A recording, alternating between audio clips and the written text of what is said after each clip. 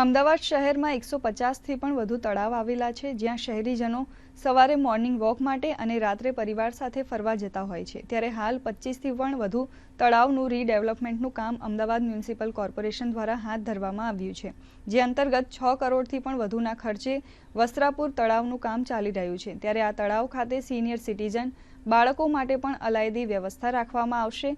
Lower અને upper વોકવેનું પણ નિર્માણ કરવામાં આવશે. લગભગ 1.5 વર્ષની અંદર વસ્ત્રાપુર તળાવ સંપૂર્ણપણે તૈયાર થઈ જશે. તળાવમાં 12 માસ પાણી ભરાયેલું રહે તે માટે કેન્દ્રીય ગૃહમંત્રી અમિત શાહ પણ સીધી નજર રાખી રહ્યા છે. 20 વર્ષ બાદ આ વસ્ત્રાપુર તળાવ એનું ફરીથી રિનોવેટ કામ થઈ રહ્યું છે. હાલ તળિયું બંધાઈ ચૂક્યું છે.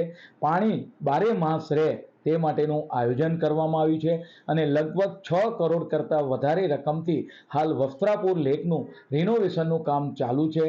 તદુપરાંત ચેનપુર લેક હોય, આંબલી તળાવ હોય, સિલત તળાવ હોય, આ તમામ તળાવો જે છે એ તળાવના રિનોવેશન અત્યારે હાલમાં ચાલુ છે.